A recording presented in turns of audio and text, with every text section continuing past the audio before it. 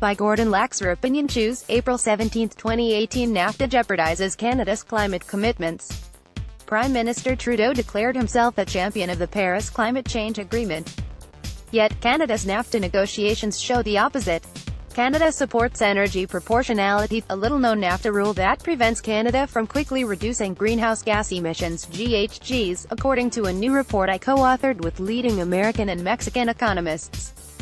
The report, released today by the Council of Canadians, the Sierra Club US, and Greenpeace Mexico, shows that NAFTA locks Canada, the US, and Mexico into high-carbon futures. NAFTA was conceived before broad awareness of climate change, with input from petro corporations, not Indigenous nations, workers and climate scientists. Proportionality gives the U.S. virtually unlimited, first access to most of Canada's oil and natural gas. No other trade agreement has such a rule.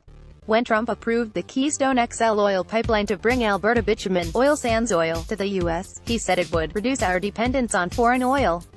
Given that the pipeline would mainly ship Canadian oil to Gulf Coast refineries, Trump showed that he considers Canadian oil to be American. Uncharacteristically, his assumption is based on fact. Proportionality requires Canada to currently make available for export to the U.S. 3/4 of its oil production and just over half its natural gas, even if Eastern Canadians are going without and freezing in the dark. Not only that, Canada must not alter the proportion of bitumen or hydraulically fracked oil and natural gas in its exports to the U.S. This means that although fracked gas can emit more GHGs than coal, and bitumen is one of the world's most carbon-intensive, Canada can't phase them out faster than conventional oil and gas.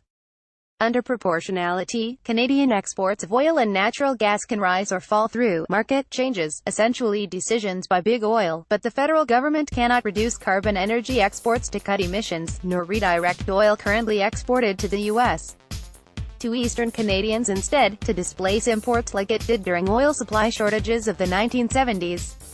30 years ago, Alberta-based oil corporations insisted on proportionality to ensure this wouldn't happen again. Justin Trudeau recognized, then quickly retracted the obvious when he said we need to phase out the oil sands to manage the transition off fossil fuels. The production, not Canadians' consumption of oil and gas, is Canada's largest and fastest-growing source of emissions. Carbon taxes weakly address consumption, but ignore the bigger, supply-side problem. We compare two scenarios to test whether Canada can meet its climate commitments.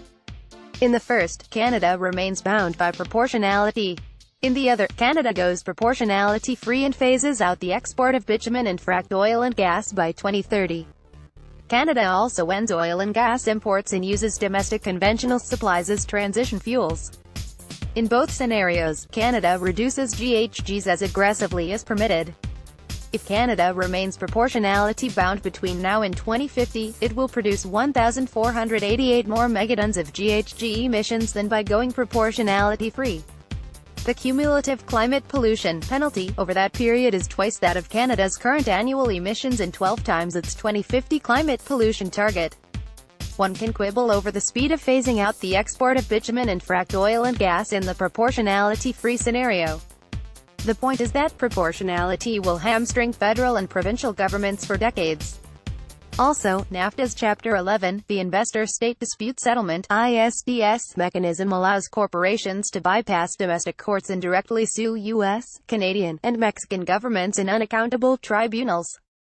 These tribunals have historically sided with oil and gas corporations that contest environmental and resource management legislation. The Trudeau government supports Chapter 11 in negotiations. My American co-authors found that ISDS could lock in Trump's climate change rollbacks by allowing foreign, fossil fuel corporations that enter the U.S. during the Trump pollution haven era to sue future Washington governments over loss of expected profits. NAFTA still has many obstacles and opportunities for revision. If it enhances the three countries' abilities to transition to socially just, low-carbon futures, it could be good. But if it locks Canada and its partners into their carbon-emitting pasts, it's worse than no deal. The fallback is trading according World Trade Organization rules that allow rapid phase-outs of bitumen and fracking. Gordon Laxer is Emeritus Professor of Political Economy at the University of Alberta and co-author of NAFTA 2.0, People Are Polluters.